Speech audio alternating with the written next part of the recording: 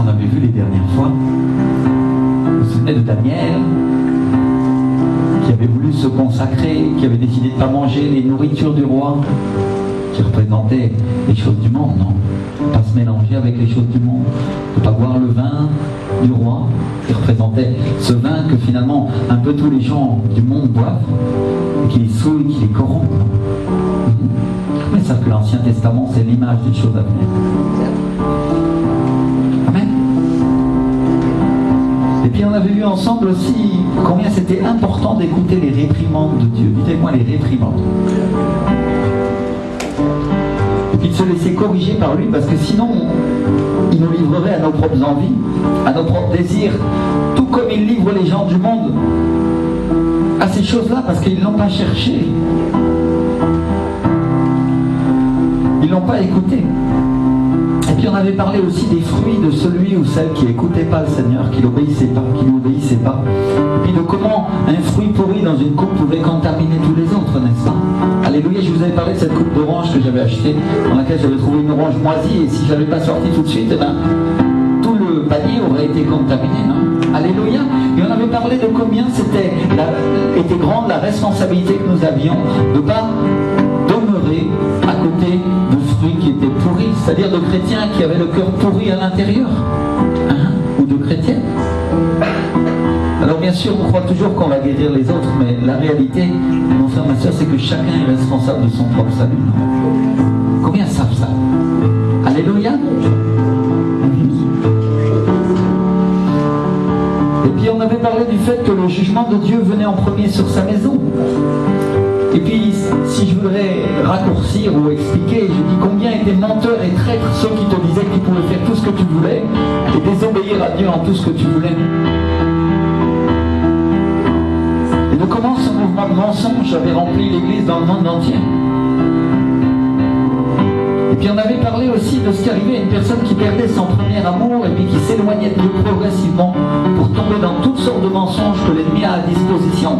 De personnes qui laissent leur premier amour ou qui se refroidissent. Alléluia. Et de comment aussi Dieu avait mis sa parole à notre disposition pour qu'on puisse se laver dans sa présence de toute contamination qui vient de l'ennemi. Alléluia. Je voudrais rappeler, mon frère, ma soeur, dire qu'il n'y a aucune condamnation pour celui ou celle qui est en Jésus-Christ.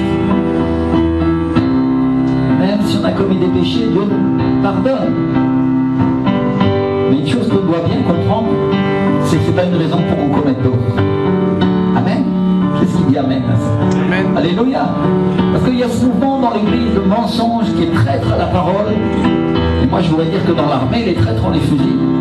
Et je pense que Jésus il va faire exactement la même chose à la fin des temps quand il va trouver ces gens qui racontent ça.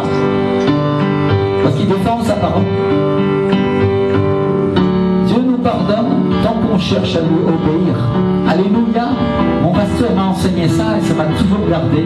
Il m'a dit, même si tu pêches, mais que tu es en train de chercher à régler ton péché, tant que tu es en train d'essayer, Dieu te garde. Alléluia. Mais à partir du moment où tu commences à trouver une excuse, et tu commences à dire, cette chose-là est de Dieu, et j'ai raison de commettre ce péché, là il n'y a plus rien pour te protéger. Et le diable vient et il t'emporte. C'est pour ça que je veux vous mettre en garde véritablement contre ceux qui prêchent un évangile tordu et qui disent ben, tout le monde peut faire ce qu'il veut, parce que la réalité c'est qu'ils sont en train de t'amener en enfer en réalité. Et la Bible nous dit étroit est le chemin qui mène au salut, étroite est la porte. Avec moi, étroite. Alléluia. Mais pour autant Jésus nous dit mon joug est doux et mon fardeau léger. Alléluia. Alors certains vont dire oh, il y a une contradiction, parce que quand on dit que la porte est étroite, alors ça signifie de la souffrance, mais Jésus dit que son joug est doux et son fardeau léger. Ça veut dire qu'il y a de la joie et qu'on a de la gloire à servir Dieu et en obéissant. Alléluia. Mais il y a une chose que Dieu nous demande, c'est de ne pas tricher avec sa parole. Amen. Alléluia. Et on avait prononcé ces mots, intègre et juste. Dites avec moi, intègre et juste. Alléluia. Je veux vous dire combien c'est important pour Dieu l'intégrité de cœur, combien c'est important et combien l'intégrité qui vient de Dieu est seulement spirituelle et vient se déverser sur nous. Parce qu'il y a des gens qui sont intègres dans leur vie de tous les jours, mais ça, c'est pas suffisant. Dieu nous parle d'être intègre avec lui, de reconnaître nos péchés et d'appeler ce qui est bien bien et ce qui est mal mal.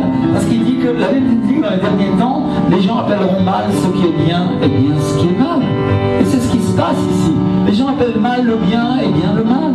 Et si nous commençons à faire comme eux, mes frères et sœurs, alors nous sommes aussi des ennemis de Dieu, parce que la Bible dit que l'amitié avec le monde est une inimitié contre Dieu, c'est-à-dire que ça nous rend ennemis. Alléluia. Certains disent, non mais ça c'est le pasteur, il veut qu'on soit toujours... Mon frère, ma soeur, tu ne sais pas combien tu te trompes si tu penses ça. Si le diable te fait croire ça, tu te trompes vraiment. Et véritablement, l'ennemi a une porte d'entrée dans ta vie et tu ne seras pas gardé. Mais si tu dis, je crois que le pasteur a raison parce que c'est écrit dans la parole de Dieu, je vais essayer de faire tout ce que je peux pour que Dieu me garde et obéir à Dieu, alors tu es dans le bon chemin, parce que là c'est le chemin pour la porte étroite. Alléluia, vous savez quoi, la porte étroite. Étroite, alléluia, étroit est le chemin qui mène au salut, large et spacieux est celui qui mène où ça? À la perdition, c'est-à-dire à l'enfer. Est-ce que Dieu est un Dieu religieux qui lui dit tu dois te flageller tous les jours pour obtenir ces choses-là? Bien sûr que non. Dieu est un Dieu bon, il nous aime, il nous pardonne nos péchés, il nous fait confiance alors qu'on l'a trahi.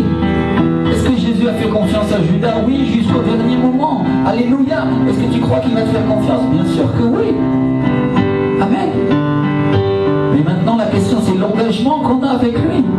Je crois que notre frère Patrick a parlé sur l'engagement la semaine dernière. C'est là-dessus que tu as prêché. Je n'ai pas eu le temps encore. Je vais regarder cette prédication. Alléluia.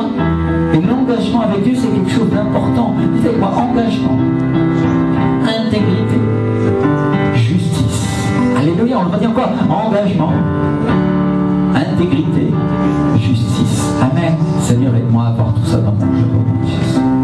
Alléluia. Parce que la réalité, mes frères et sœurs, c'est que même dans l'église, je peux vous dire, nous sommes loin d'avoir ça. Et nous avons besoin de toute la grâce de Dieu pour nous tenir dans cette position-là. Alléluia. Dites-moi la grâce de Dieu. Dis à ton voisin, interrogé, ça veut dire ça? Que c'est quelque chose que tu ne peux pas obtenir par toi-même. Mais que tu dois demander à Dieu. Amen. Alléluia. Merci Seigneur. Alors comment un homme ou une femme de Dieu pourrit et se corrompt? Comment le diable, comment le péché réussit à atteindre son cœur avec un mensonge? Est-ce que quelqu'un ici a réfléchi à ça? De dire, ah oui, non, mais pasteur, ça serait mieux si tu nous parles de l'onction, de la présence du Saint-Esprit. Mon frère, ma soeur, je ne demande que ça. Mais si la protection de Dieu n'est pas sur ta vie, cette onction, tu vas la perdre. Vous comprenez ce que j'essaye de dire? Ça veut dire que Dieu demande que notre cœur soit circoncis, demande que nous soyons gardés, pour que l'onction qui va être déversée sur toi, tu puisses la garder. Tout simplement. Alléluia. Pour que quand le maître va descendre, alors tu sois comme ces vierges sages qui ont le flambeau et qui brillent. Alléluia. Merci Seigneur. Vous savez, ce problème de l'huile, c'est pas tellement de la recevoir, c'est pas toujours facile de la recevoir, mais c'est encore plus difficile de la garder. Et la Bible dit que l'huile coule sur la barbe d'Aaron. Elle descend de la tête et elle descend sur le peuple. Amen. Alléluia. C'est pour ça qu'on a besoin d'être dans l'église pour recevoir et recevoir et recevoir et apprendre à guérir nos cœurs pour que nous puissions garder cette huile. Alors le mensonge, c'est comme un ver qui ronge le cœur et l'âme d'une personne jusqu'à ce qu'il ne reste plus rien de la foi que Dieu a mis en lui. Au début, on ne s'en rend pas compte, mais au fur et à mesure que le mensonge ronge le cœur ou l'âme d'une personne, le mensonge remplace la vérité dans sa vie. Jusqu'à ce qu'il ne reste plus autre chose. Combien savent que dans la Bible, il est écrit que nous devons garder notre cœur plus que toute autre chose? Alléluia. Pourquoi? Parce que de lui viennent les sources de la vie. Qui est la vie? Le Saint-Esprit. Qui est la source? C'est lui. Il coule. Où est-ce que le Saint-Esprit est placé quand nous sommes sauvés? Dans notre cœur. Alléluia. Si notre cœur n'est pas gardé les mensonges qui viennent de l'extérieur, alors comment est-ce que nous allons avoir la source qui coule au travers de nous? comprenez ce que j'essaie de vous dire? Réfléchissez, mes frères et sœurs. Si nous venons à la Genèse et qu'on réfléchit comment le diable a trompé Adam et Ève, il lui a présenté un fruit et il lui a dit, si tu manges ce fruit, tes yeux s'ouvriront et tu deviendras comme un Dieu qui discerne le bien et le mal. La seule chose qu'il a oublié de leur dire, c'est qu'avec ça ils mourraient et ils auraient le péché dans leur vie. Et nous aurions, et tous leurs descendants auraient la vie si difficile que nous avons aujourd'hui maintenant. Mais Jésus est venu tout restaurer. Alléluia, il a payé à la croix. Et le diable vient avec un autre mensonge et il dit, mais Jésus a payé à la croix, mais tu peux continuer à faire tout ce que tu veux. Menteur, dit le Seigneur. À combien plus forte raison nous devons obéir à l'évangile? Alléluia. Si Dieu a payé ce prix, et si Dieu a déposé la troisième personne de la Trinité, Dieu lui-même, dans notre cœur, la personne qu'il chérit le plus, la gloire de Dieu, vit en toi si tu as cru en Jésus et tu l'as accepté comme ton Seigneur et ton Sauveur. À combien plus forte raison tu dois garder ce cœur? Alléluia. Donc aujourd'hui nous sommes dans un cours de discipline pratique qui consiste à garder notre cœur de l'extérieur, c'est-à-dire du diable et de son mensonge. Alléluia. Donc pour comprendre comment le défendre, il va falloir comprendre comment il agit.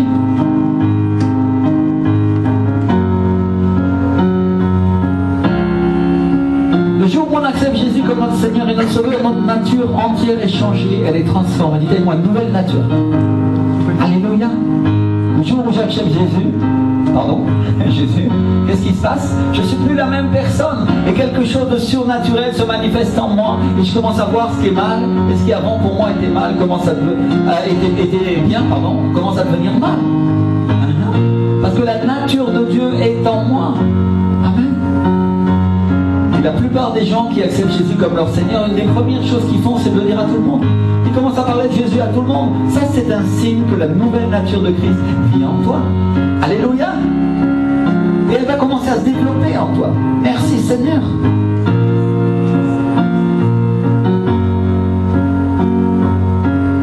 Mais le diable qui est un malin, c'est comme ça qu'il appelle la parole, il se tient à nos côtés pour essayer de reprendre ce qui lui appartenait. Il dit, cet homme, cette femme était à moi, je faisais ce que je voulais avec lui, avec elle. Je le faisais pécher comme je voulais et j'allais l'emmener en enfer et je me serais vengé du Dieu. Voilà comment il dit le diable, n'est-ce pas? Et il va utiliser la même manœuvre qu'il a utilisée avec Adam et Ève. Il se tient aux côtés de la personne qui vient d'être sauvée. Elle vient de récupérer le pouvoir. Dites avec moi le pouvoir. Qu'est-ce que Adam et Ève ont perdu quand ils ont mangé? L'autorité, le pouvoir et la communion avec Dieu. Alléluia. Une personne qui n'a pas accepté Jésus comme son Seigneur n'a pas récupéré cette autorité. Elle n'a pas de communion avec Dieu. Donc le diable vient et dit, je vais essayer de lui reprendre parce que je l'ai déjà pris à ses ancêtres Adam et Ève. Et il va utiliser la même manœuvre, la même stratégie, sinon qu'il va l'adapter à la nouvelle possibilité. Et la Bible dit qu'il se déguise en ange de lumière, alors il tient à ses côtés et il va se déguiser de quelque chose qui ressemble à Dieu. Et il va nous dire, si tu manges ce fruit, tes yeux s'ouvriront. Vous connaissez l'histoire, non? Et tu seras comme un Dieu qui connaît le bien et le mal. Et habillé en Jésus-Christ de Nazareth, il présente aux hommes et aux femmes qui appartiennent à Dieu la religion, mon frère et sœur.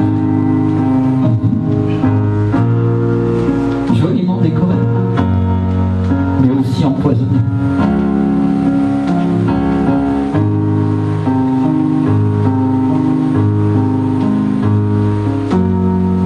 Si tu manges ces choses, si tu acceptes ce mensonge, tes yeux s'ouvriront et tu en sauras plus que ton pasteur. Tu en sauras plus que la personne qui t'enseigne. Prends une petite cuillère de religion. N'est-ce pas? Que le diable agit comme ça. Tu en sauras plus que l'Église. Ou toute autre sorte de mensonge ou de ruse que lui seul est capable d'inventer. Il va accuser les hommes de Dieu. Il va accuser l'Église, ou les membres de ta famille, ou quoi que ce soit qui puisse lui permettre d'arriver à ses fins. Et quand le mensonge commence à pénétrer le cœur de l'homme, qu'est-ce qui se passe? Le cœur de la femme. Il n'a plus qu'à attendre qu'il pourrisse de l'intérieur. Vous savez comment un fruit pourrit? Un ver vient, il fait un petit trou. Et le ver laisse des bactéries. Et comme l'oxygène de l'extérieur, l'air, commence à pénétrer le cœur, qu'est-ce qui se passe? Le fruit pourrit. Qui est le prince de l'air, mon frère, ma soeur? C'est le diable. Il vient, il fait un petit trou dans ton cœur et il laisse que un petit peu de cet air, de ce monde, rentre dans ta vie. Et si tu acceptes le mensonge, paraît joli au départ, non? Mais qu'est-ce qui se passe? Petit à petit, les choses de Dieu vont commencer à couler moins bien. Imagine que la pompe qui est ton cœur est un trou. Tu crois que le sang va bien circuler? Imagine si c'est une passoire. Alors que l'eau du Saint-Esprit se manifeste en toi et vit dans ton cœur, l'eau commence à couler par les trous et la pompe fonctionne de moins en moins bien. Et ta vie finit par être noyée dans le mensonge du diable. Vous comprenez le principe, mes frères et sœurs? La manière de travailler du diable avec nous. C'est facile de comprendre la pensée du diable parce que la Bible nous dit qu'il a une pensée d'homme. Mais lui, il est le plus pervers, le plus habile, le plus rusé des menteurs, des manipulateurs qui existent. Et il connaît la parole de Dieu et il a très peur de sa puissance. Alléluia! Très peur. Il la craint tellement. Et il fait tout son possible pour en amoindrir la force. Parce qu'il sait que si tu connais la vérité, que dit la parole? Vous connaîtrez la vérité, et cette vérité vous rendra quoi? Libre. Alléluia. Merci Seigneur. Alors il prend la parole de Dieu et il dit non, non, non, non. Pas tellement de force comme ça. Un peu plus mélangé, non? Avec le courant du monde. Vous vous sentirez mieux. Vous êtes habitué. Parce qu'il sait que si vous prenez un verre de vérité, qu'est-ce qui se passe? Vous serez libre. Elle le dit, totalement libre. Comment est-ce qu'on contredit un mensonge, mon frère, ma soeur? En disant la vérité. Pourquoi est-ce que dans les entreprises aujourd'hui, pourquoi est-ce qu'en dans le monde entier, personne ne supporte la vérité? Pourquoi en France, on a une culture qui consiste à dire les choses poliment, politiquement correctes, tout habillé en ange de lumière, plutôt que de dire la vérité crue, telle qu'elle est? On ne dit pas que cette personne est ceci ou cela. On va déguiser ça d'une autre manière. Parce qu'il ne faut pas offenser. N'est-ce pas? Et une petite cuillère de mensonge, et une deuxième cuillère, et l'Église du Seigneur commence à marier les homosexuels, alors que la parole dit le contraire. Vous voulez savoir jusqu'où ça va? Combien savent ici que la Fédération protestante de France tolère deux fédérations d'églises qui ont accepté le mariage homosexuel et ne disent rien? Vous le savez? Moi je vous le dis. Et les fédérations évangéliques ont écrit. Et celle à laquelle on appartenait a écrit parce que je leur ai demandé de le faire. Je leur ai dit quelle est votre position, non? Et Patrick le sait, les anciens de ça, on a parlé de ces choses-là. Et ils ont écrit. Et vous savez quoi? La Fédération protestante n'a pas répondu. Bien, mais c'est pas nous. C'est eux qui méritent. Si ces gens-là tolèrent ça et que c'est pas dans la parole et que vous ne les reprenez pas, vous êtes d'accord avec eux, n'est-ce pas? C'est le mensonge ou c'est la vérité?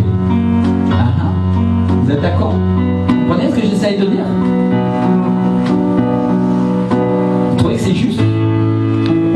la parole ou on la respecte pas, non? Je prends ça uniquement comme exemple. Si toi qui es l'autorité, tu permets que dans ta maison il y ait des gens qui fassent le mal, sans rien leur dire, non seulement tu es un menteur, mais en plus tu es un hypocrite. C'est une réalité. Si dans ta maison, alors que tu as l'autorité du Seigneur, tu permets que tes enfants volent au supermarché, qui est responsable, mon frère, ma soeur? Et quand tu dis non, non, mais ils ne volent pas, c'est des petits enfants, ils vont apprendre. Tu es en train de donner un mensonge ou la vérité? Une cuillère de mensonge, et une deuxième, et on finit par faire n'importe quoi, n'est-ce pas? Alléluia! C'est pourquoi les hommes et les femmes détestent la vérité, parce qu'ils n'aiment pas Dieu. Mais nous qui sommes des enfants de lumière, à combien plus forte raison nous devrions aimer la vérité, parce que c'est la seule chose qui nous sauve, c'est la seule personne, l'esprit de vérité, le Saint-Esprit qui est là en ce moment, nous convainc de péché et nous montre ce ou quoi nous sommes trop dissolus, nous montre et nous dit, pas par là, par ici, faites marche arrière, suivez-moi, à moi. Alléluia. Écoutez ma parole. Celui qui croit en moi vivra, dit le Seigneur. Quand on croit quelque chose, on le fait, mon frère, ma soeur. Alléluia. Parce que quand je ne le fais pas, ça veut dire que je ne le crois pas vraiment. Et Dieu, je ne peux pas trouver la réalité. C'est que mon cœur dit, je crois, mais je ne crois pas. Et la Bible dit qu'un tel homme ne croit pas qu'il recevra quelque chose du Seigneur. Est-ce que l'intelligence de Dieu commence à frapper votre vie? Alléluia. On va prier pour l'intelligence. Ça, c'est l'intelligence de Dieu. L'intelligence de connaître la vérité et de ne pas se laisser tromper par le diable. Alléluia. Est-ce que c'est l'intelligence de suivre des règles? Non. C'est l'intelligence de suivre les règles du royaume auquel on appartient parce qu'on a fait une alliance avec lui. Tout simplement. Celui qui va aux États-Unis d'Amérique et qui prend un passeport américain et qui demain fait du terrorisme, il est en contradiction avec les lois des États-Unis et il sera condamné à mort. Est-ce que tu crois que c'est différent dans le royaume de Dieu, mon frère, ma soeur? Si Dieu est la vérité, alléluia, alors les cuillères de mensonges, on n'en veut pas. Bien sûr, nous sommes renouvelés, bien sûr, nous sommes transformés, bien sûr, tout cela. Et Dieu nous pardonne et nous fait grâce. Est-ce que vous comprenez la grâce et la miséricorde que Dieu étend sur nos vies comme un manteau? Tant que nous marchons avec lui, même si nous ne sommes pas dans la perfection, c'est pas grave. Parce que Dieu couvre nos péchés et même nos mensonges. Mais il y a un moment où il dit, dis donc, t'es un peu plus grand maintenant. À 10 ans, on ne fait pas les mêmes bêtises qu'à 6 ans. Et à 15 ans, encore moins. Et maintenant, je ne te les tolère plus. Et si tu es dans ma maison, tu n'agiras pas de cette manière-là. Alléluia. Vous comprenez que selon notre niveau de connaissance, nous sommes jugés par Dieu. Selon ce que tu sais, mon frère, ma soeur, Dieu va regarder ton cœur et il dit ceci et cela. Et toi, tu es responsable de cet état de fait. Responsable d'être engagé avec lui, responsable de respecter la parole de Dieu, responsable d'honorer Dieu. Alléluia. Oui, Dieu nous passe beaucoup de choses, mais nous devons savoir ces choses-là.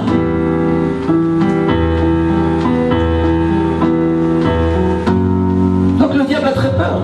Et il se tient à notre porte jour et nuit pour nous décourager d'aller à l'église, pour nous décourager d'obéir à la parole. Mon frère, ma soeur, je pourrais passer un livre à t'expliquer tout ce que le diable fait pour empêcher les chrétiens d'obéir à Dieu.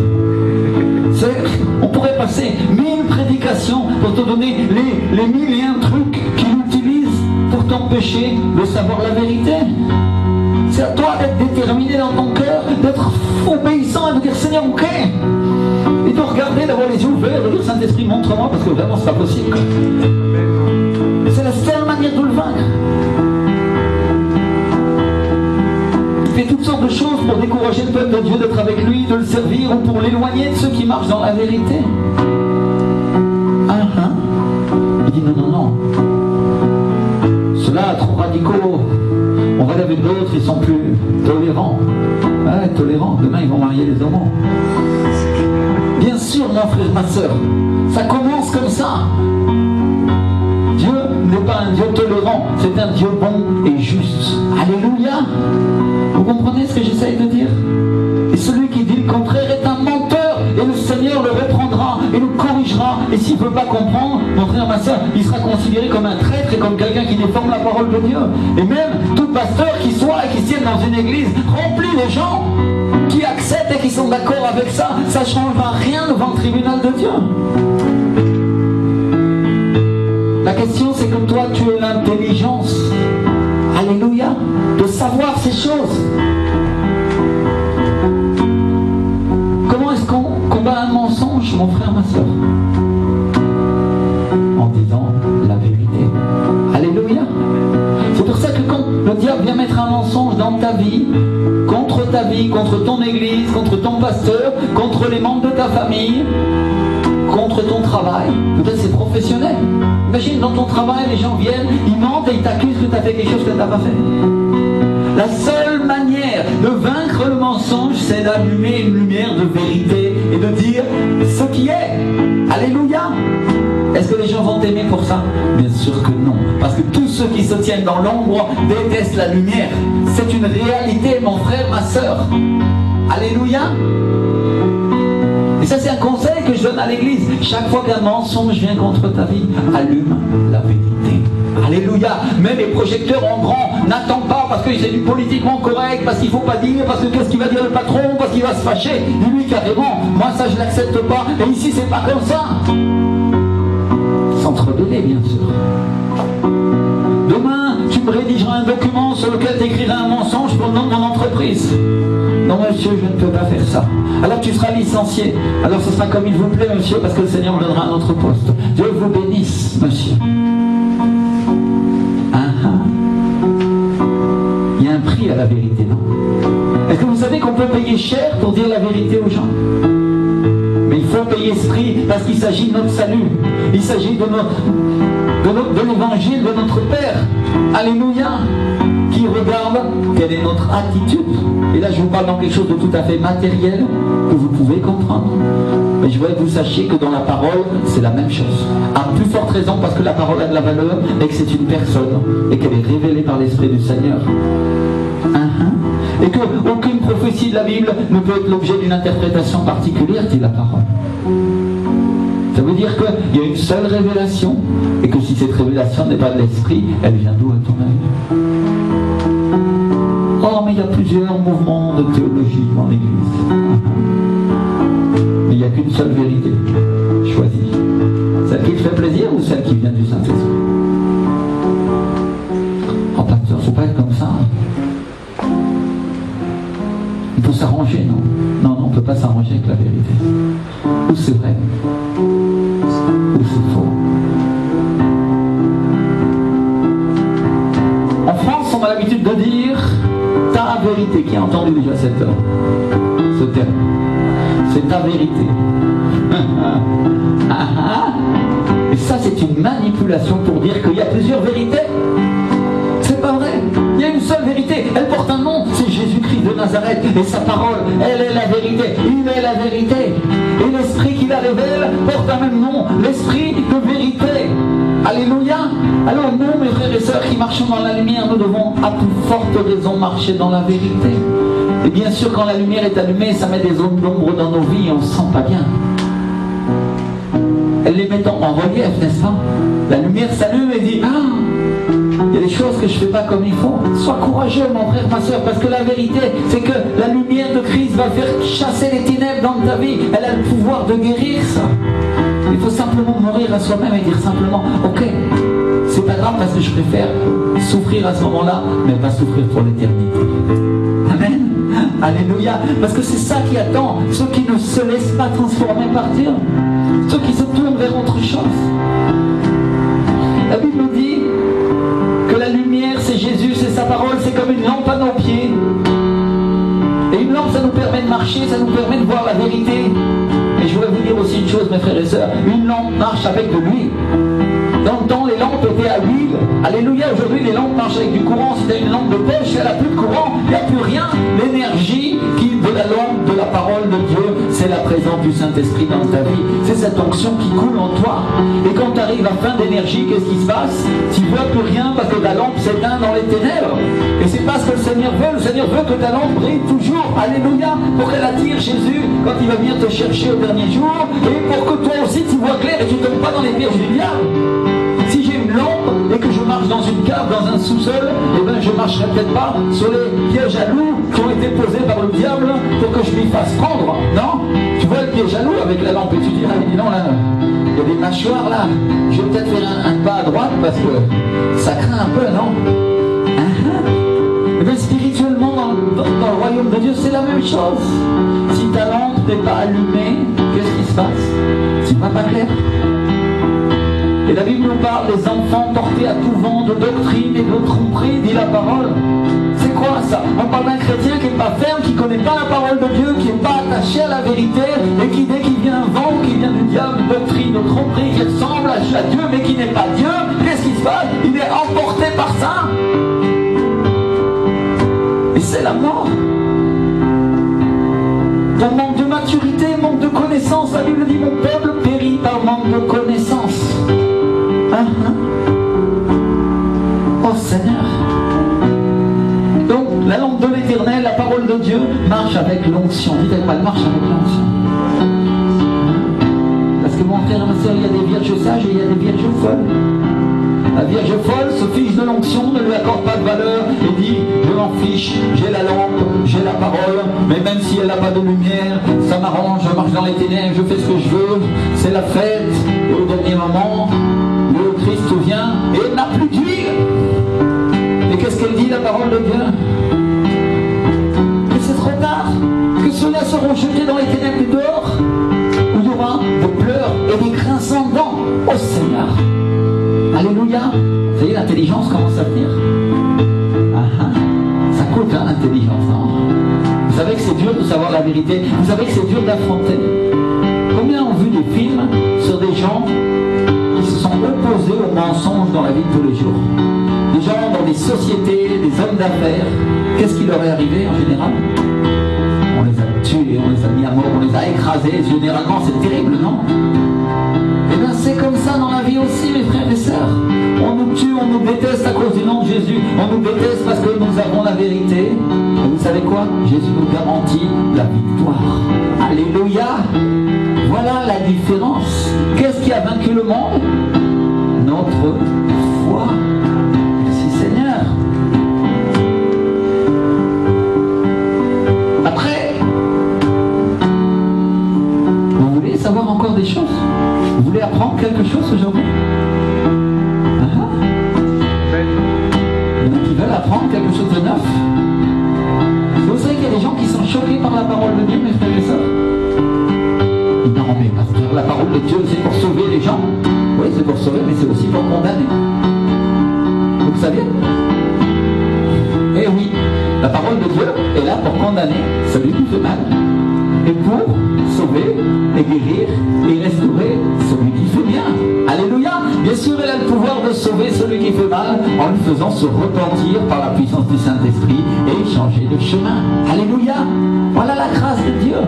Mais il ne faut pas oublier que pour celui qui préfère le mensonge à la vérité, la parole le condamnera.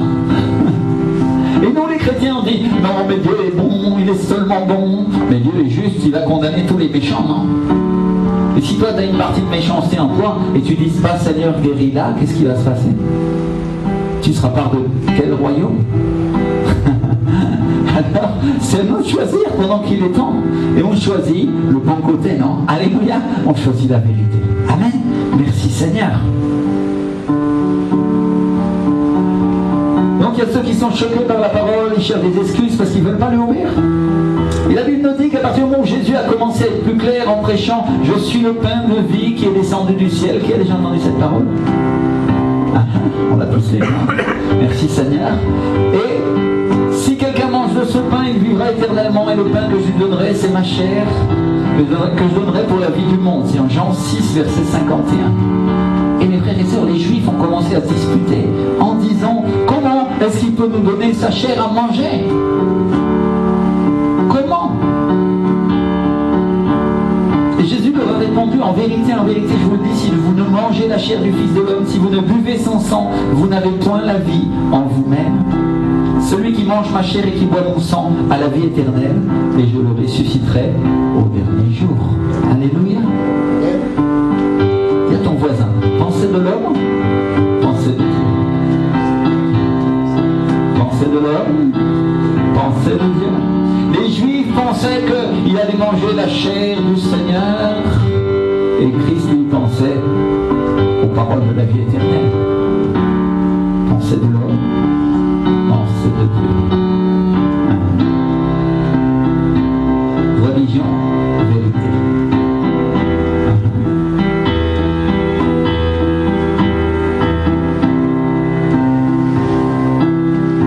Les Juifs y voyaient manger de la chair humaine, Jésus parlait de manger la parole de Dieu. C'est-à-dire lui, parce qu'il était Dieu. Les Juifs voyaient le fait de boire son sang et ils se sentaient avec l'intelligence de l'homme que ça venait pas de Dieu parce que la Torah, la loi de Moïse, leur enseignait à ne pas manger l'animal avec le sang, donc, et encore moins à le boire, donc ils étaient choqués. Mais Jésus, lui, il voyait que son sang allait couler pour nos péchés.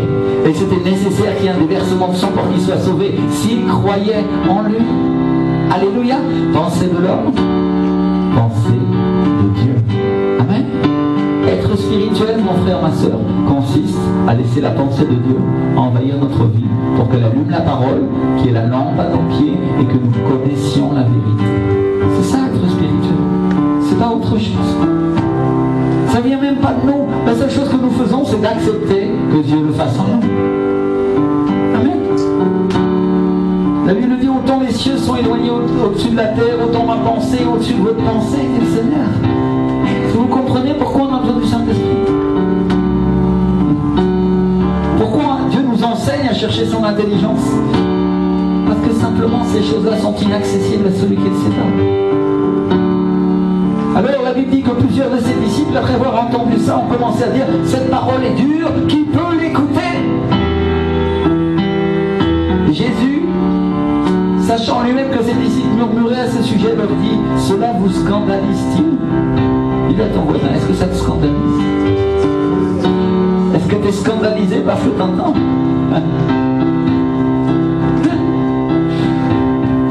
Et si vous voyez le Fils de l'homme monter où il était auparavant, c'est l'esprit qui vivifie, la chair ne sert de rien. Dis-le à ton voisin, l'esprit donne la vie, la chair ne sert à rien. Elle ne sert à rien. Amen. Les paroles que je vous ai dites sont esprit et vie, mais, et Jésus ajoute, mais il est parmi vous quelques-uns qui ne croient pas. Oh Jésus, comment tu peux juger nous qui avons un bon cœur pour toi, tu ne seras pas un homme de Dieu, sûrement pas tes dieux encore. Alors là, jamais. Est-ce que vous pensez qu'il y a des gens qui avaient ça dans leur cœur? Moi, j'en suis sûr. Certains. Et ça venait du diable. Et la Bible nous dit que Jésus savait dès le commencement qui étaient ceux qui croyaient, ceux qui ne croyaient point, et qui était celui qui le livrerait. Ouf Seigneur. On est moins content quand on commence à parler d'Iscariote là. Non, pasteur, je commence pas à entrer là parce que ça va être affreux là. C'est biblique. C'est-à-dire que ça doit arriver.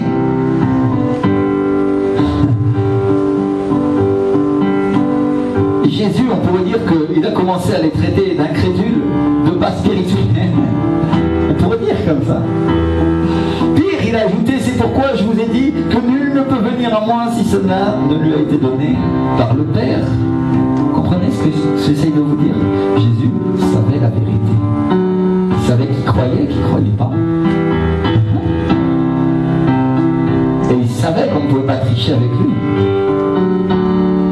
Il est Dieu.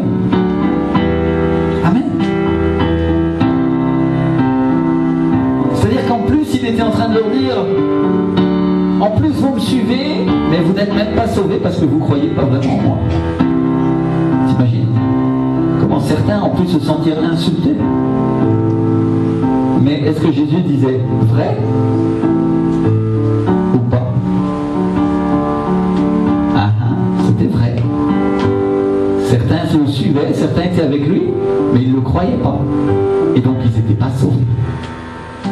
Parce que c'est croire en Jésus qui fait qu'on a le salut, non? Amen. Croire en la vérité. Alléluia. Parce que vous savez qu'il y a des degrés de vérité. Tu peux prendre 50% de la vérité, 60% ou 100%. Alléluia. Et quelle est la vérité absolue? C'est 100%. C'est Jésus. Prends 100% de la vérité du Seigneur dans ta vie. Alléluia. Parce que tu sais, mon frère, ça je veux te le dire honnêtement, la chair est faible. Notre chair est plus habituée à croire aux mensonges qu'à la vérité. C'est une réalité. La vérité, vous connaîtrez la vérité vous rendra libre. Notre chair a été déchue. Elle ne peut pas recevoir les choses de l'Esprit de Dieu parce que c'est une folie pour elle. Alors quand tu sais la vérité et que tu sais que c'est plus sur la parole, c'est plus sur l'Esprit que tu dois t'appuyer, l'Esprit de Dieu va te remplir, tes yeux connaîtront la vérité et le diable ne te mentira pas parce que la lumière sera là. Alléluia. Mais si tu ne sais pas ça et que tu n'agis pas comme ça, qu'est-ce qui va se passer? Ta vie sera remplie de mensonges. Même si tu es sauvé et même si tu connais la vérité. Parce que le diable viendra à tes côtés, il passera un petit mensonge par là. Et une autre mine à gauche et une autre à droite. Vous comprenez? Donc nous, comme chrétiens, nous devons nous préparer à affronter la vérité, à l'accepter toujours, à nous diriger toujours pour accepter que nous ne faisons pas toujours le bien. C'est vrai, on n'est pas toujours gentil, on n'est pas parfait. Mais nous avons la grâce de Dieu avec nous. Alléluia. Et vous savez ce qui se passe quand j'ai ce comportement-là? Le salut entre dans ma vie parce que je suis sincère avec Dieu, je suis intègre. Et je ne suis pas en train de tricher avec lui. Je dis, regarde Dieu, je ne suis pas parfait. J'ai besoin de toi. Mais pour autant, je ne me justifie pas moi-même en disant je vais continuer à être comme ça parce que j'y arrive pas autrement. Aide-moi et je me bats pour ça. Alléluia. Alors qu'est-ce que Dieu dit? Il dit, mon fils, ma fille, aime la vérité. Il m'aime moi. Alors en échange, je vais lui donner ma puissance, je vais lui donner ma grâce, je vais lui donner ma capacité et il va augmenter sa connaissance, son savoir, il va augmenter dans la vérité et il va marcher de plus en plus dans mon pas. Et s'accomplit le verset qui dit de gloire en gloire, de victoire en victoire. Alléluia. Pour une décision de mon cœur. C'est pas une décision. Une décision. C'est choisir la vérité. Amen.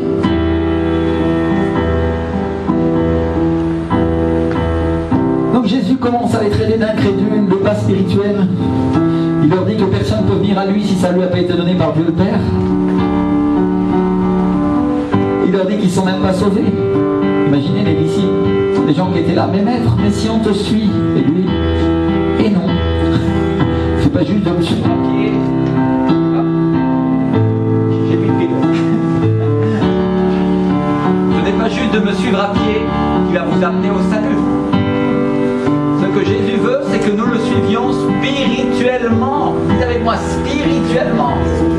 Alléluia. Dans l'esprit. Merci Seigneur. Et c'est-à-dire qu'en plus, il était en train de leur dire, vous me suivez, mais vous n'êtes pas sauvés parce que vous ne croyez pas en moi. Et la Bible dit que dès ce moment, dites avec moi, à ce moment, c'est-à-dire au moment où Jésus les a confrontés, plusieurs de ses disciples se retirèrent et n'allèrent pas avec lui. Dites avec moi, ils se retirèrent. Ils se sont retirés. Alléluia. Ils sont partis. Dès le moment où ils ont été confrontés à la vérité. Dites avec moi la vérité. Certains vont dire, pasteur, mais j'étais confronté à la vérité tout le temps, ils avaient Jésus en face d'eux. Oui, mais Jésus n'avait pas allumé la lumière totale sur leur vie. Alors tant que c'était comme ça, ça allait bien, ils voulaient bien le suivre. Non, mais à partir du moment où Jésus allumait la lampe pour montrer ce qui n'allait pas chez eux, la Bible dit, tac, ils se retirèrent. Dis avec moi, ils se retirèrent. Jean 6, 6, 6. verset du diable. Jean 666, n'est-ce pas?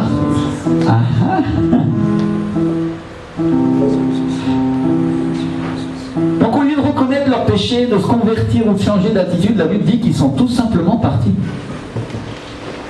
Ça c'est une attitude de lâche, mon frère, ma soeur. Je ne veux pas reconnaître la vérité, alors je m'enfuis. Ça nous est arrivé des tas de fois, non?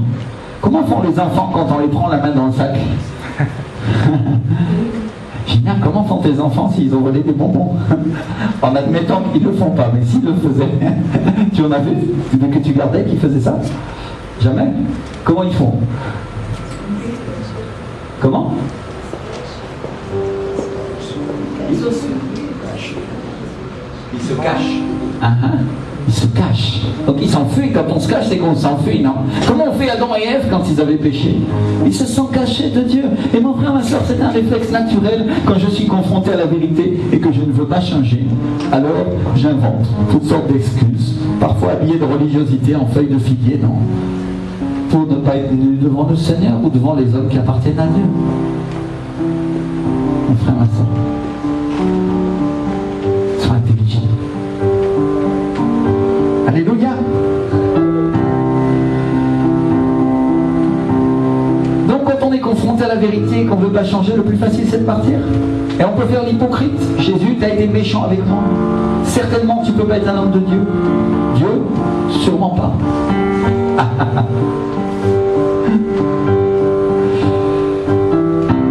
Et mes frères et sœurs, le disciple n'est pas plus grand que le maître. S'ils ont fait ça à Jésus, ils vont nous le faire à nous aussi. C'est ça que quand tu as voulu prêcher l'évangile dans ton travail, autour de toi, qu'est-ce qu'ils ont essayé de faire les gens? De te décrédibiliser, de se moquer de toi, de te faire passer pour un imbécile. Est-ce que vous ne pensez pas que le diable à ce moment-là était en train de faire passer Jésus pour un imbécile? Il dit non, non, ouais. Regarde, ils ne vont même plus avec toi maintenant. N'est-ce pas? Et la Bible dit que Jésus, il ne s'est pas laissé démonter. Et au contraire, il a continué à confronter les gens. Vous savez quoi, confronter. Et il a dit à ses 12 disciples, et vous, est-ce que vous ne voulez pas aussi vous en aller? Jésus, vraiment, t'es un fou furieux. Non seulement les gens sont partis, mais en plus de ça, le peu qui reste, t'es en train de leur dire, et vous voulez pas partir aussi? Jésus a fait ça. Et Simon-Pierre lui a répondu, Seigneur, à qui rions-nous? Tu as les paroles de la vie éternelle. Dites avec moi, tu as les paroles de la vie éternelle. Et nous avons cru, et nous avons connu que tu es le Christ, le Saint de Dieu. Alléluia. Pierre avait la révélation du Saint-Esprit que Jésus était le Fils de Dieu et qu'il était Dieu, qu'il était le Christ. Alors il a dit simplement, où est-ce que je vais aller? À qui je vais aller? C'est toi, Seigneur. Je ne vais pas aller à la synagogue, écouter la religion qu'on me donne. J'ai trouvé celui que la Bible annonçait, que la Torah annonçait, Jésus-Christ de Nazareth. Alléluia. Vous voyez la différence de réponse? Pourquoi tu es avec moi, Simon? Parce que tu es Christ le Sauveur, le Saint de Dieu. Alléluia. Merci Seigneur. Et c'est pour ça que tu me suis, Simon? Bien sûr, Seigneur, à qui rions-nous? Alors tu peux faire ce que tu veux, tu peux dire ce que tu veux, si les gens t'accusent, c'est leur problème, parce que moi je sais qui tu es et pourquoi je suis avec toi. Simon-Pierre, il savait la vérité, il aimait la vérité, il aimait Jésus. Alléluia. Donc Simon-Pierre passe le test, il passe l'épreuve, en étant confronté à la vérité, il choisit la vérité, il montre qui il était et pourquoi. Alléluia. Combien savent que Dieu nous teste parfois, mes frères et sœurs? Ça arrive. Pourtant tu vas dire, mais Dieu connaît déjà mon cœur, Dieu sait déjà qui je suis, est-ce que je vais décider? Oui, mais il veut et il va décider que quand même il y aura une confrontation. Pour le bac, il y a un examen, mon frère, ma soeur. Et les professeurs savent déjà d'avance un peu qui réussira ou qui a des chances de réussir, même s'ils ne savent pas tout. Dieu sait si tu passeras l'épreuve ou pas. Dieu te donnera peut-être d'autres opportunités, mais chaque fois que tu reculeras dans la vérité, tu rateras une classe de plus. Et si tu recules trop dans la vérité, tu sais ce qui se passe, mon frère, ma soeur? Tu n'as pas la moyenne et tu es éliminé. Et Ça arrive à certains chrétiens. À force d'accepter le mensonge dans leur vie, de ne pas vouloir laisser Dieu les changer, le mensonge est là, et qu'est-ce qui se passe? Ils sont éliminés de l'armée de Dieu. Et le lendemain, tu les retrouves dans une église avec un col blanc, habillé en feuilles de figuier. Mais ça, c'est la réalité spirituelle. C'est ça la nature. C'est comme ça. Ma sœur Carole qui a enseigné l'autre jour, elle dit souvent une chose, que ce qui manque aux gens c'est l'amour de la vérité. C'est vrai Patrick? Elle a raison, et je l'ai lu encore cette semaine. Et ils n'ont pas reçu l'amour de la vérité pour être sauvés, dit la parole de Dieu. Il y en a qui font comme ça. Et alors?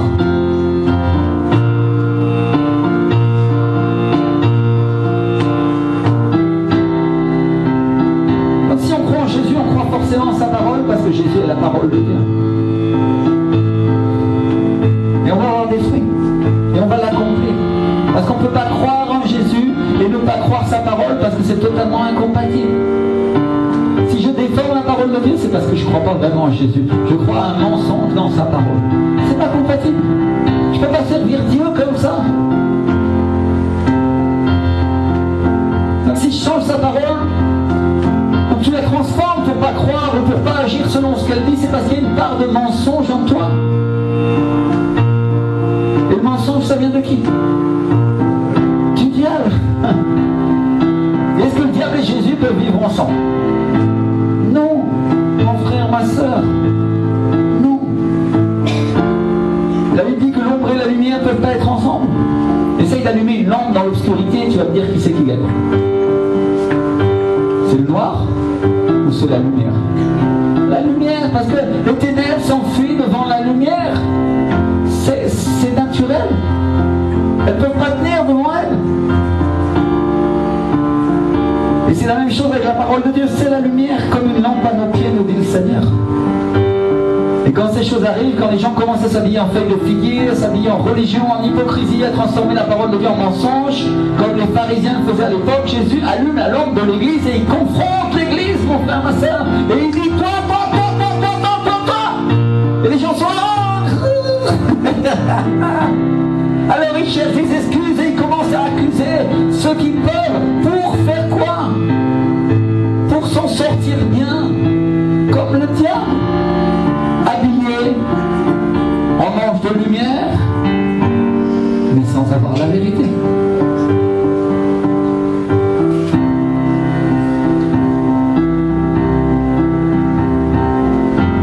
Et ça c'est un jugement, dites avec moi un jugement. Dites avec moi le jugement de Dieu. Jugement.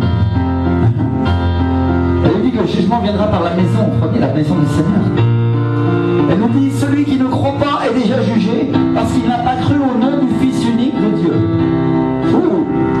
Et ce jugement, c'est que la lumière étant venue dans le monde, les hommes ont préféré les ténèbres à la lumière parce que leurs œuvres étaient mauvaises. Ouf, Seigneur! Les hommes préfèrent les ténèbres, ils préfèrent le mensonge plutôt que de se tourner vers Jésus et que Jésus les guérisse. La Bible nous dit au verset 20, car quiconque fait le mal est la lumière et ne vient point à la lumière de peur que ses œuvres ne soient dévoilées. Dites avec moi, celui qui vient par la lumière, c'est celui qui fait quoi? Le mal. Pourquoi? Parce qu'il va être découvert. Mon frère, ma soeur. Mais celui qui agit selon la vérité vient à la lumière afin que ses œuvres soient manifestées parce qu'elles sont faites en Dieu. Si tu trouves un frère ou une sœur qui vient et qui se tient dans les ténèbres et qui dit des choses pas devant l'église et par derrière, c'est parce que ces choses sont faites dans les ténèbres, mon frère, ma sœur, et pas dans la lumière. Elles ne sont pas faites au devant de tous et dans la vérité, parce que sinon la vérité les confronterait et ils seraient découverts. Intelligence de Dieu. Alléluia. Merci Seigneur. Donc qu'est-ce que Jésus fait ce jour-là? Il prêche de manière encore plus claire. Et il dit, je suis le Fils de Dieu. Il dit, oh, alors là les pharisiens choqués, non? Ah mais Jésus est le Fils de Dieu, il est Dieu. Alléluia. Gloire à Dieu. Merci Seigneur. Bien sûr, nous le sait aujourd'hui avec la c'est facile, oh pasteur, c'est évident. Ah, c'est évident, pour eux, ça n'était pas. La preuve, hein? Ils ne savaient pas, ils n'avaient pas la révélation, parce qu'ils préféraient le mensonge. Et il dit, celui qui ne mange pas de moi, qui ne boit pas de mon sang, ne vivra pas. Et après ça, il les confronte, il met la lumière au maximum. Dites avec moi, au maximum. Il allume l'intensité maximum. Qu'est-ce qu'il y a un lampadaire? Ça se fait plus les halogènes, mais avec comment on appelle ça, un rhéostat, un transformateur, non? Et quand vous savez, ces lampes-là, que quand on peut augmenter l'intensité, non? Alors c'est agréable le soir quand la lampe est douce, tout ça. Et s'il vient un danger, qu'il y a un voleur qui rentre dans la maison, en général, qu'est-ce qu'on fait? On allume la lumière à fond. Alléluia! C'est ça que fait Jésus. Il dit, il y a un voleur dans ma maison, là. Il est en train d'essayer de me tromper le peuple de Dieu. J'allume la lumière à fond. Alléluia! Je confronte tout le monde. C'est ça qu'il a fait Jésus. Oh Seigneur!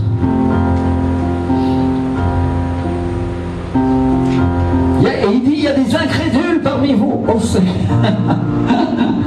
Imaginez qu'aujourd'hui, comme pasteur, je viens et je dis, il y a des gens qui ne croient pas ici. Et il y en a 5 qui se lèveraient, 10, et diraient, ah non, maintenant, pasteur, t'exagères, maintenant, moi je crois en Jésus. Je dis, ah oui, pourquoi tu crois et pourquoi tu ne fais pas ce qu'il dit alors? C'est ça que Jésus il a fait ce jour-là. Vous croyez que Jésus, quand il va revenir dans sa maison, il ne va pas faire comme ça? Bien sûr que oui, il va faire. Et lui, c'est tout. Oh Seigneur! Et donc, la parole de Dieu qui est aiguë comme une épée à 2 tranchants jusqu'à partager âme et esprit, jointure et moelle. J'ai dit qu'on dirait aujourd'hui on allait apprendre, non? Amen. Qu'est-ce qu'elle fait? Elle sépare, elle tranche les ténèbres avec la lumière. Alléluia. Pourquoi on se sent mal des fois dans l'église quand un pasteur prêche parfois? Oh, il dit des choses contre moi, il connaît ma vie. Dieu est en train de te parler. Il te montre une partie de ténèbres qu'il y a dans ta vie et qu'il veut confronter pour nettoyer avec sa lumière véritable. Alléluia. Sois courageux, laisse mourir cette partie-là, parce que Jésus t'aime et il va t'amener dans toute la vérité. Alléluia. N'est-ce pas que l'esprit de vérité, il nous guidera, il nous conduira, il nous enseignera, il nous conduira à quoi? À toute la vérité. Ça veut dire que c'est pas parce que j'ai cru en Jésus que je connais toute la vérité.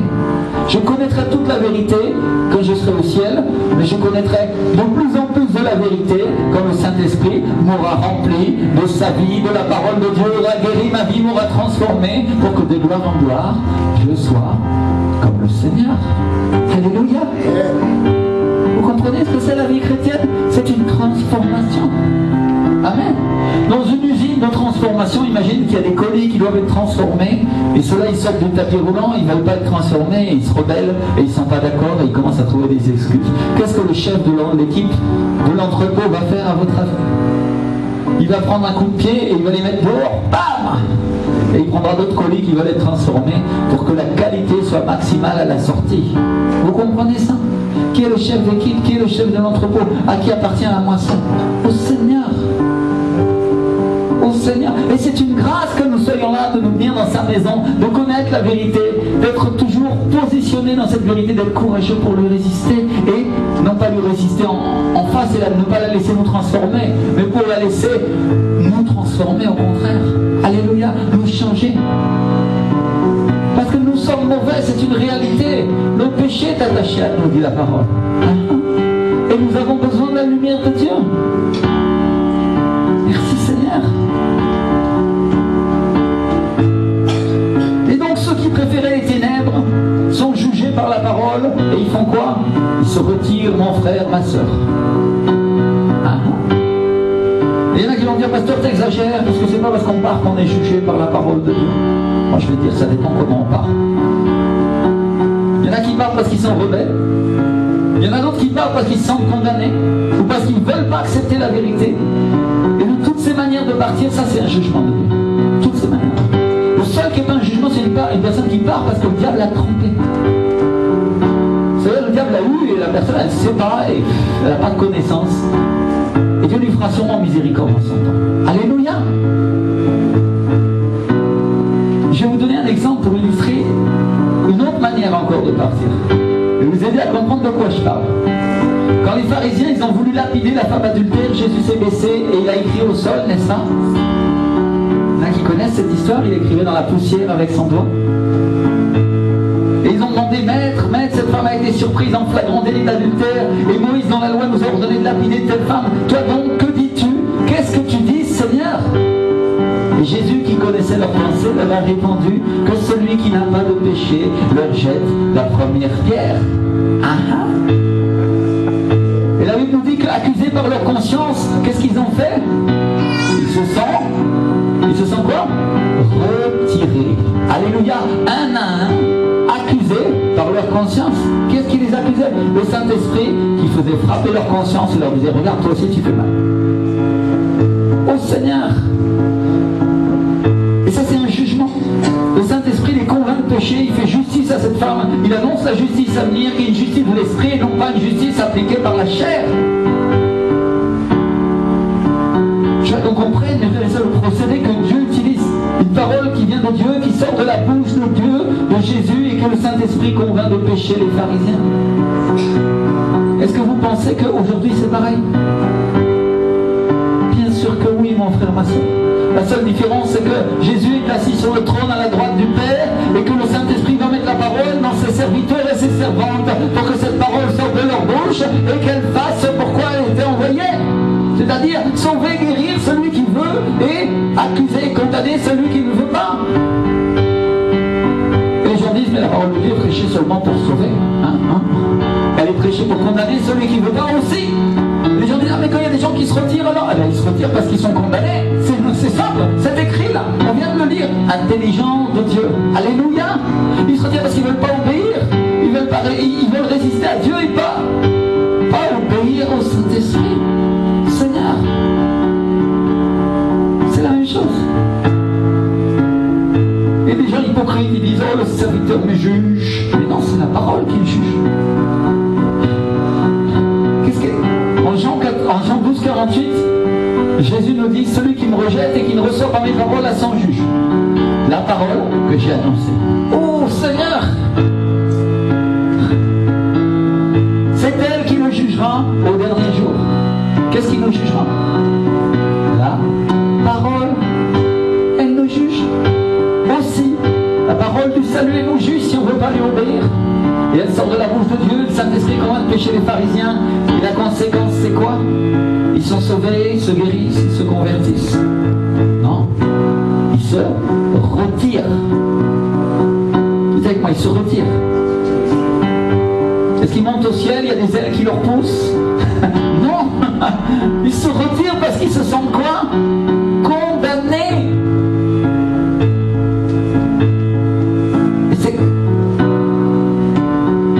C'est ça la conséquence de la parole de Dieu sur celui ou celle qui n'a pas à cœur d'écouter ou de vouloir lui obéir. Les gens partent. Dites avec moi que le Seigneur me garde de partir. Le Seigneur me garde. Alléluia.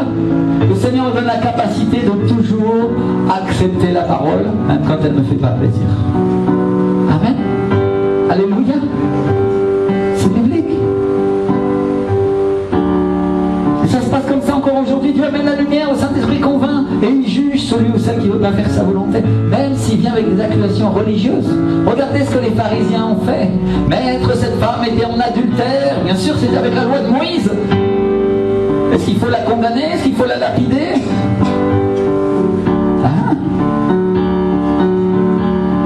Le diable, il connaît la parole, il va s'en servir pour accuser les fils et les filles de Dieu. Il s'en est servi au travers de ces hommes et de ces femmes pour accuser Jésus lui-même. C'est tellement intelligence de Dieu. Intelligence. Et tous ceux qui n'ont pas cette intelligence dans leur esprit, qui ne sont pas des chrétiens fermes, parce qu'ils n'ont pas pris l'engagement sérieux avec Christ de le connaître, ils tombent dans ces pièges. Pourquoi? Parce qu'il leur manque quoi? La connaissance. Mon peuple périt par manque de connaissance. Et Jésus lui-même était accusé. Tu ne veux pas faire ce que dit la loi de Moïse, la loi donnée par Dieu à son peuple. Sous la menace, il venait. C'était une belle ruse. Après, ils allaient dire, oh, t'es pas de Dieu. S'il avait dit oui, ils auraient dit, tu vois alors pourquoi Dieu nous ferait miséricorde? Pourquoi la grâce, Jésus, alors? Pensée de l'homme, pensée du diable. Dites avec moi. Pensée de l'homme, pensée du diable. Mon frère, ça va te servir, ce qui est prêché aujourd'hui. Tu ne sais pas quel bonheur et quelle chose précieuse Dieu est en train de déverser dans ta vie pour que tu puisses discerner le vrai du faux. Alléluia. Dans toutes les circonstances de ta vie, dans toute la parole, par le Saint-Esprit. Tu te rappelleras ça, le Saint-Esprit te le rappellera et tu sauras la vérité. Alléluia. Amen. Ça va te garder cette lumière à tes pieds, mon frère. Donc la pensée de Dieu, elle est plus haut. Et Dieu dit, tu ne peux pas appliquer cette parole parce que toi-même t'es empêché. Aux pharisiens. Ah. Si tu condamnes cette femme, toi aussi, tu es condamné. Jésus, il voulait sauver. Alors il n'a pas permis qu'on applique la loi. Il s'est arrangé pour qu'on accomplisse la loi. Dites-moi, pour qu'on l'accomplisse. Mais la pensée de Dieu, c'est d'accomplir sa parole. Dites-moi, accomplir. Amen. Donc celui qui est dans l'apparence, Dieu ne va pas lui permettre, parce que la réalité, c'est que Dieu veut accomplir sa parole. Et sa parole, elle est la perfection de Dieu. Elle est Dieu. Jésus est la parole. Donc cette perfection de Dieu doit être accomplie dans notre vie. C'est pour ça que Jésus dit, si votre justice dépasse pas celle des pharisiens et des scribes, vous êtes fichus. Comprenez qu'on a absolument besoin du Saint-Esprit pour accomplir cette parole de cette manière-là, pour rentrer dans ce niveau d'obéissance, mes frères et sœurs. C'est impossible à l'être humain. Je peux me déguiser de feuilles de figuier, je peux me mettre en pasteur religieux avec un col blanc. Ça ne changera pas. Je n'obtiendrai pas ça. Mais si mon cœur est disposé à la parole, si je reconnais la vérité, si je me tourne vers la vérité, si j'aime la vérité et que je reconnais, j'accepte quand Jésus me confronte, qu'est-ce qui va se passer? Cette vérité va me donner la vie, elle va me guérir. Et elle va me donner l'autorité. Amen. Pour enseigner son peuple. Ça marche comme ça. C'est un principe divin. La guérison vient par toi et après, elle coule au travers de toi pour les autres. Dieu ne te guérit pas seulement pour toi, te guérit aussi pour que les autres le soient. On parle de guérison spirituelle, mais la guérison physique aussi. Quand Dieu guérit une personne physiquement, il guérit pourquoi? Pour montrer sa puissance, pour que les autres croient, pour qu'ils soient sauvés, et il va se servir du témoignage de cette personne. Pourquoi? Pour que d'autres puissent aussi recevoir la guérison physique, et peut-être spirituelle, et peut-être morale. Dieu fait toujours d'une pierre plusieurs coups, mes frères et sœurs. Comprenez la pensée de Dieu, la connaissance de Dieu, l'intelligence de Dieu, c'est de savoir le reconnaître dans toutes ses voies, dans tous ses chemins, et savoir quand est-ce qu'il agit comme ça, quand est-ce qu'il est dans le vent, quand est-ce qu'il est dans la tempête, ou quand est-ce qu'il est dans la douceur. Parce que Dieu agit tantôt d'une manière, tantôt d'une autre, mon frère, ma soeur.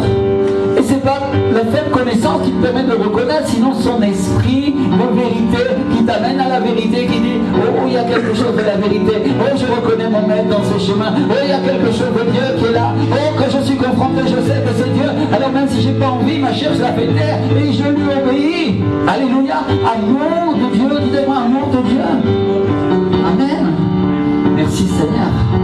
On va arrêter là. Je pensais finir la troisième partie, mais non. Il y en a encore. On va prier, on va se lever, vous êtes d'accord? Fais-moi l'amour de Dieu, Saint-Esprit, donne-moi l'amour de Dieu, l'amour de Dieu. Accorde-moi, Seigneur, plus de connaissance, plus d'obéissance, plus de sagesse. Oh, cher Saint-Esprit, t'es précieux, t'es merveilleux, t'es glorieux, Seigneur. Alléluia. Donne-moi l'amour de la vérité pour que je sois sauvé tout le temps, Seigneur. Au nom de Jésus. Donne-moi de reconnaître les mensonges et les hypocrisies du diable au nom de Jésus. Père, au nom de Jésus. Accorde-moi, Seigneur, ce qui vient d'en haut pour que ma pensée soit en haut avec la tienne, Seigneur.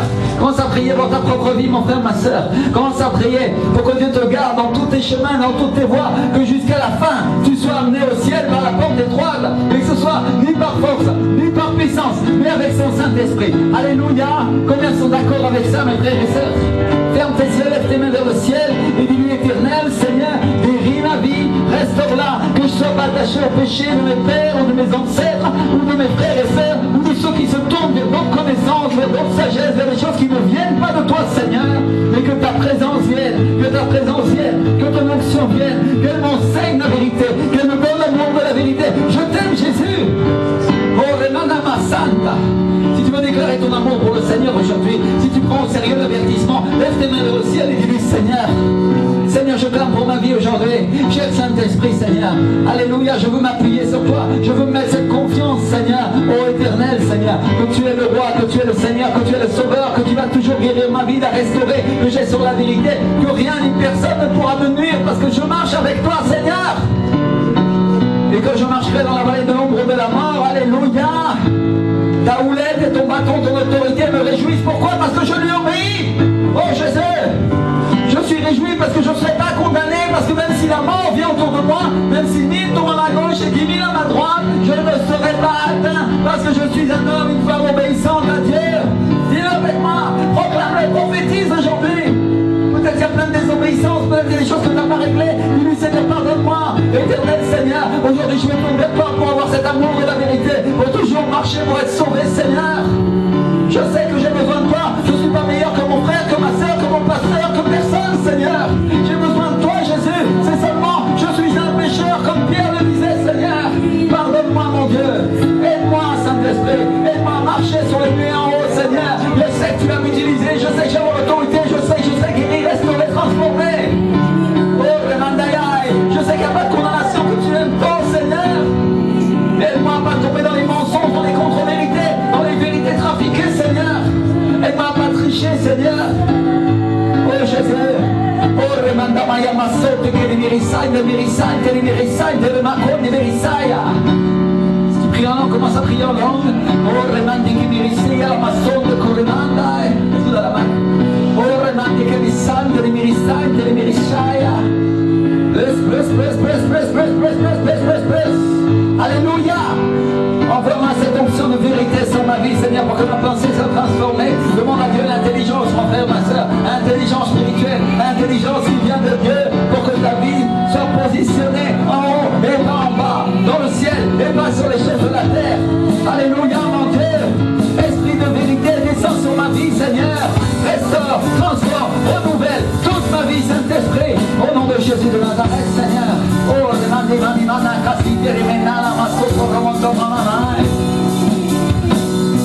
Seigneur, demande au Seigneur que les temps de rafraîchissement, le temps d'intelligence t'amène et te conduise dans ces chemins, dans la vérité, et te garde dans tous tes pas, au nom de Jésus de Nazareth, qu'elle soit une frontière à gauche, une frontière à droite, et que tu ne te perds pas, ainsi que l'a décrété le Seigneur. Oh Jésus, oh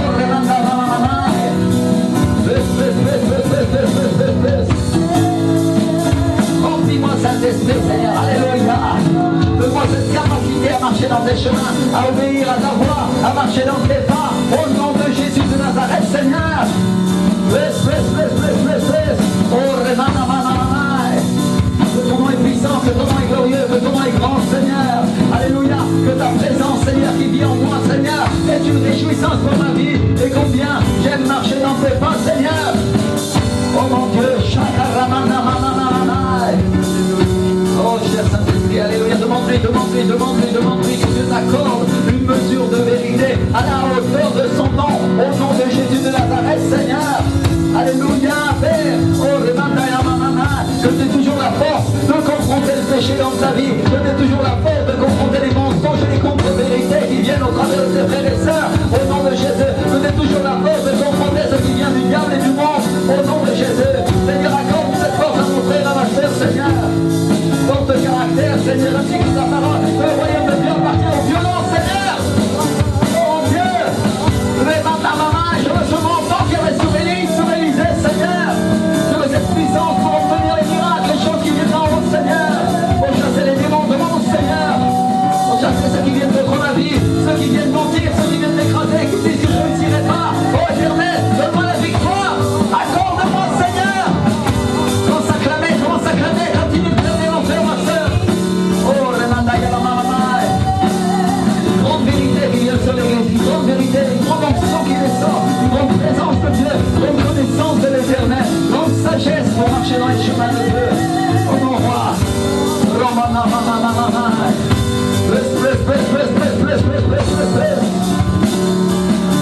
tu es puissant, que tu es glorieux, que tu es merveilleux, Saint-Esprit, que tu es glorieux, Jésus, que tu es majestueux, mon Dieu. Alléluia, loue le Seigneur avec moi, mon frère, ma soeur. Demande-lui d'accorder cette mesure de vérité incroyable qui vient sur ta vie. Oh Dieu, mon Dieu. Seigneur, que cet évangile qui est prêché pour moi soit pas un évangile de demi-mesure, mais que je sois complètement et entièrement béni devant le Seigneur. Parce que je ne veux pas marcher dans une demi-vérité, je veux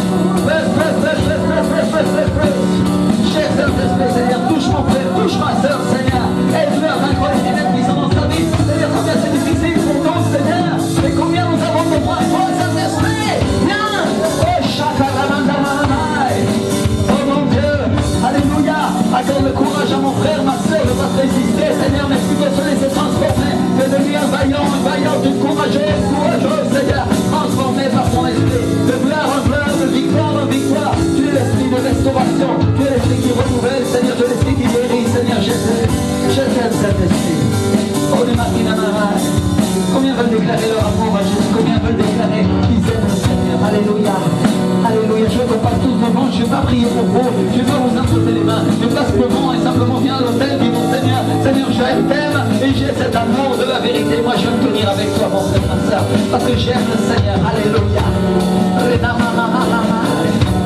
J'ai Saint-Esprit, Seigneur. Oh, j'ai l'amour de la vérité, je t'aime, Seigneur. J'ai soif de toi, Seigneur. Viens, apporte, Seigneur, la lumière comme elle brille encore plus sur ma vie, sur mon frère, sur ma soeur, Seigneur. Alléluia. Que toute ombre, toute ténèbre soit dissipée au nom de Jésus. Alléluia. Passe devant, lance-toi, mon frère, ma soeur, et viens dire au Seigneur, je t'aime, Seigneur, j'ai cet amour de la vérité. Accorde-moi plus de la mesure de Saint-Esprit, plus, mon Dieu, au nom de Jésus de Nazareth. Oh, Renata, Yalamama, Soto, Morimanda, Lavantaraia.